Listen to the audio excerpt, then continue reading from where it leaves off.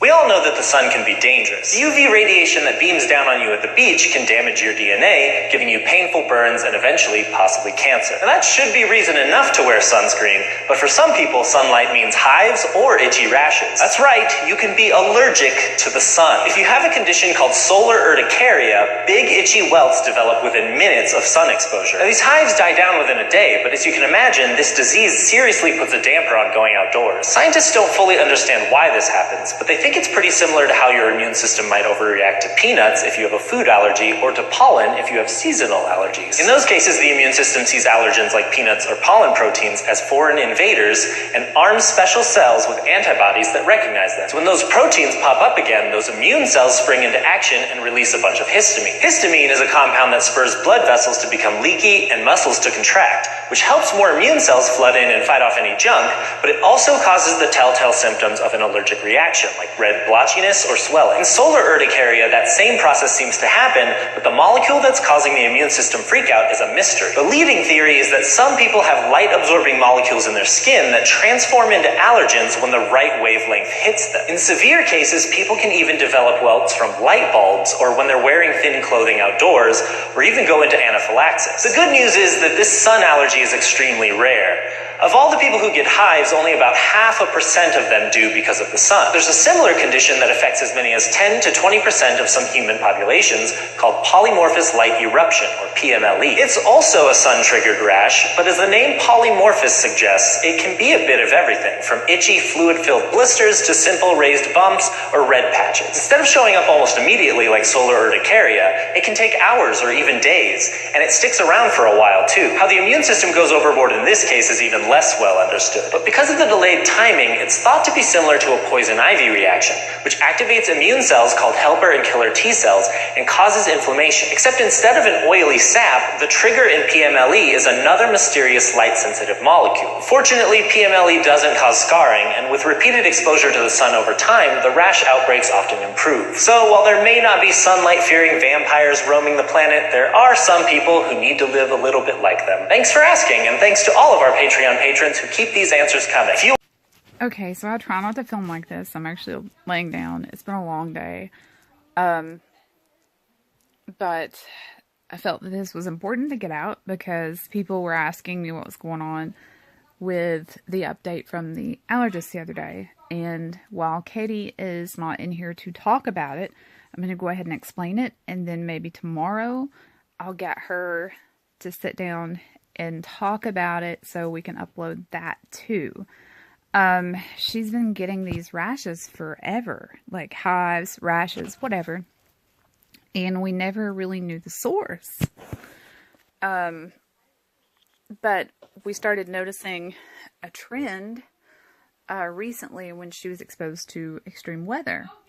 Well, the allergist back in December, when they seen her, I mentioned that she had had sun poisoning twice during band camp. He found that a little unusual and mentioned this name, which is basically an allergy to the sun, and how we needed to look at that a bit further in the next visit, but it's winter. So, we talked about it. They've seen what I was talking about on her arms. It comes up on her right now if she's been outside and it's really cold. And it looks like little mosquito bites, like clusters of mosquito bites. It's hives. And then once she's been in for a little bit, it'll go away. But now if she sits near a heater and gets overheated, they'll pop back up. Now in the summertime, she gets those, and then she gets these red splotches. Mostly on her legs. They will show up on her face, and they will show up on her arms. Any part of the body, usually, that is exposed. The only place I don't think I've ever seen them is on her back. It's not as bad if she's swimming. But like at band camp, when she's out in the heat for basically almost 12 hours straight, even with sunscreen, it's a problem. So a lot of people think that this is bullshit. But I've known two people in my past that one had a reaction to extreme cold weather, and I witnessed that myself once. And then I had a friend who I no longer speak to, who was apparently allergic to the sun and did not tell me this and went to a water park and never put sunscreen on. She was in the hospital that night. But, so I've kind of figured that this was what was going on, and apparently it's very common in pale skin. And there's actually a medicine that was made for it in another country, but it's still not available here, that what it does is it helps build the skin's melanoma, or not melanoma,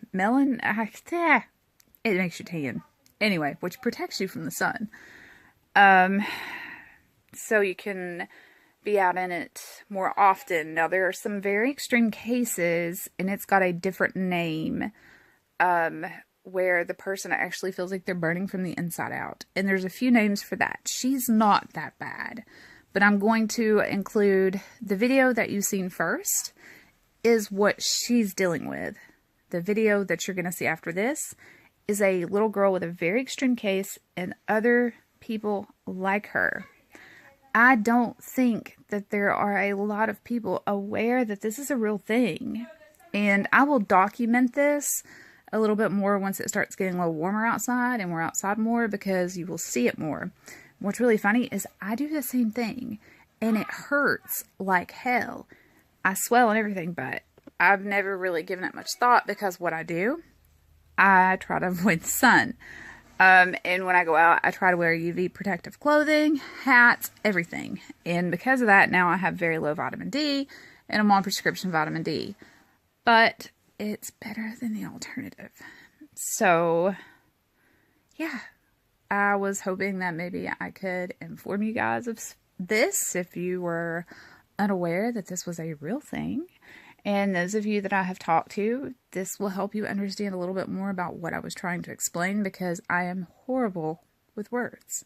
And then maybe tomorrow I can sit down and have her talk to you guys about what she feels on her end. I know when I'm in the sun and those red splotches come up on my legs hurt so bad, and my feet swell so bad. But it's the only time that does it's when I'm exposed to the sun.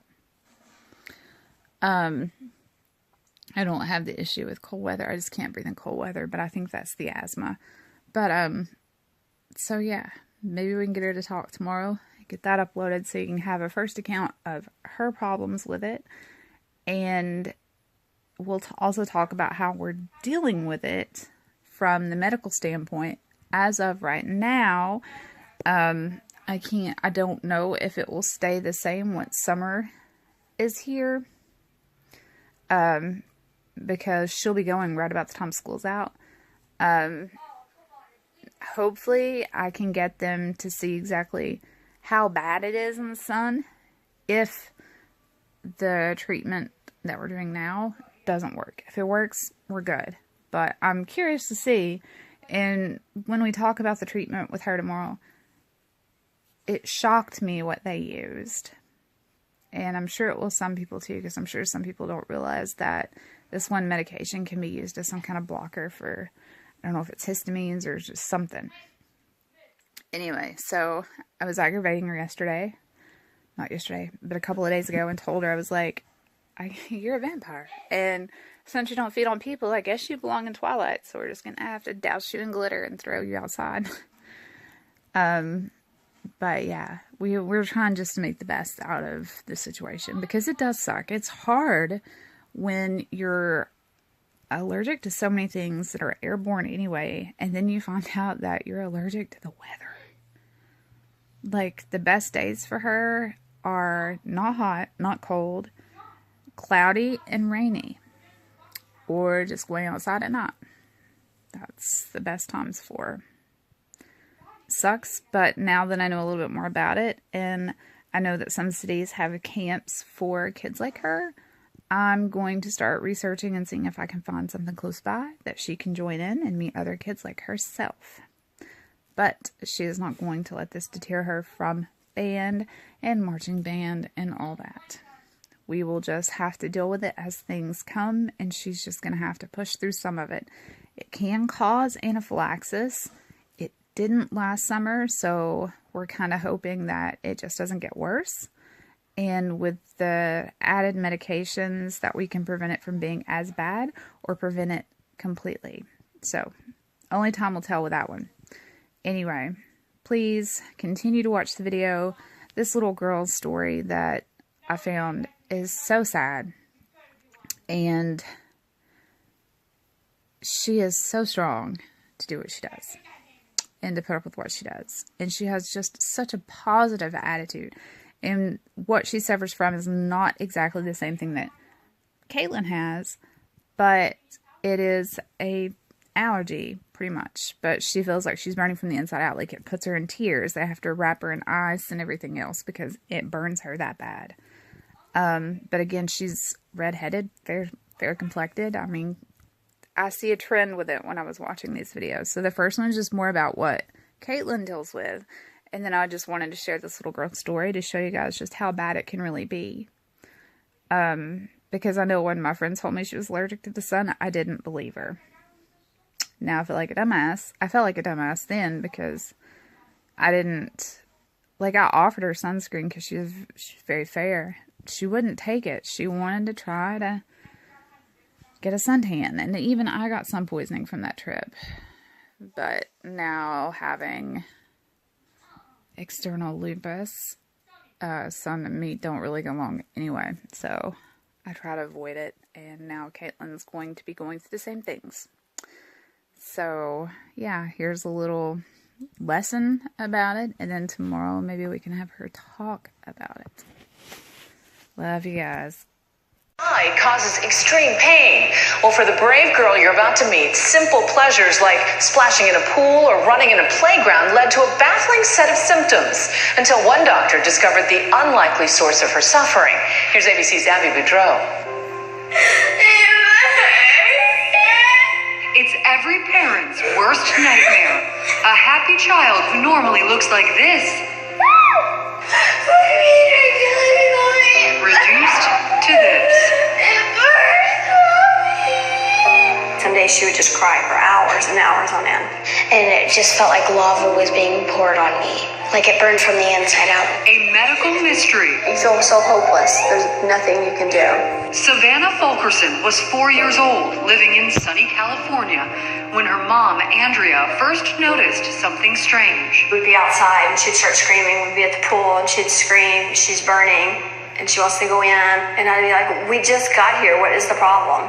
And she's like, I heard a burn. I want to go in. I can't take it. And I would like really itch a lot, and it like would turn my hands and my feet really red.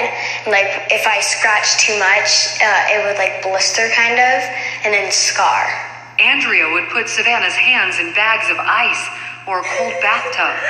Nothing would help. I've taken her to the doctor when she's been crying and going, here, what's wrong with her? What's wrong with her? They just tell me she has eczema, and I'm telling them it's got to be more than eczema. You don't cry like that from eczema. For 5 years, the Fulkersons had no answers until they met Dr. Manelli Liu at Children's Hospital, Los Angeles. In Savannah's case, we can see that she has developed these red welts on her hand, as well as her fingers.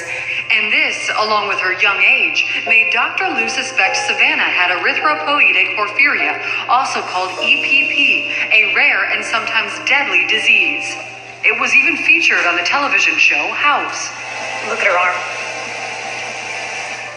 But could this be what was affecting little Savannah? The challenge is both how rare the condition is, as well as the subtlety. Sometimes there may be some red patches, maybe some areas that look sunburned, and that can lead to a long lag in diagnosis. After years of no answers, a simple blood test finally gave them one. What did the doctors finally tell you? That she had, you don't say it, Erythropoietic porphyria. It would mean a lifetime sentence, confined to a world in the shadows. How do you explain this to your friends? I just usually say that I'm allergic to the sun. I can't be out. Like, I can never go to the beach. I can never go to a sunlit pool. Like, I have to be in the dark. Dark's my home. Savannah now 11 years old, has to wait until evening to swim in her pool. My friend's definition of a normal day and my definition of a normal day are way different. Hers is bright, sunny, and beautiful. Mine's dark, cloudy, and rainy. And when she does venture out into daylight, it's an effort, putting on this UV protective clothing. People have made fun of you because of this. Yeah, because of like my scarred hands, they called me like old lady hands or umbrella head because of my big hat that goes around, so I don't get burned. They don't understand. They don't. But Savannah doesn't let that get her down. But look at you have such a good attitude about it. How is that possible? I just try to think positive because I know kids somewhere else have way worse than me. The family has made adjustments for the little girl with boundless energy. You have a trampoline in your living room. Who has that? Not many people. Not many people. Savannah's not the only kid living life in the shade. When the sun goes down, a fun summer day is just beginning for these one-of-a-kind campers in New York City. Being in the middle of the night playing baseball is fantastic. We're enjoying this, we're having fun, and that's what counts. These kids suffer from another rare genetic skin disorder called XP. Any exposure to sunlight can cause third-degree burns and can lead to cancer. I don't feel left out when I'm in camp, but when I'm outside of camp, I just feel left out. When their daughter Katie was diagnosed with XP, Dan and Karen Mahar founded Camp Sundown in upstate New York, where day is night and night is day. We do normal kid stuff. We just turn the night around and do it at a different time of day. These rare medical conditions aren't new. Some scientific historians speculate Vlad III of Transylvania had EPP. He's believed to be the historical basis for Dracula, giving rise to vampire and werewolf legends that continue to this day in popular TV shows like Vampire Diaries. Run! Run! But just today, new hope for Savannah and others like her. A study about a drug treatment called afamelanotide, published in the New England Journal of Medicine. With this drug, you're going to increase the melanin in your skin. You're going to tan in a couple days, and the tan and the melanin will act as a safety filter for the harmful rays of the sun. Although the study's findings are promising, the drug is only available in Europe, awaiting FDA approval here in the States. At the moment, this is the only drug that's really effective, as shown by the clinical studies. What is your big hope? That there's a cure out there and like kids don't have to live with this. Experts say less severe forms of EPP can occur. Some symptoms are redness over areas exposed to the sun, such as the nose, the cheeks, or hands. There are, of course, many other skin conditions that can present with exactly the same findings. And so that's where seeking attention with either a dermatologist who specializes in children or a porphyria specialist is very, very important. I just wish I didn't have it. I wish no one had it. They didn't have it. But for Savannah and her family, the hope that maybe one day she'll be able to feel the sun on her skin without pain is enough to keep her smiling. It doesn't define me. Like when I get older, like it's not gonna change what I want to do. And like I'm still gonna want to have like everything that I possibly can as like a normal life. What would that normal life look like to you? A house on the beach. On the beach? A sunny beach? Yeah. Really? It's not gonna tear me down. It's gonna just build me up. For Nightline, I'm Abby Boudreau in Santa Clarita, California.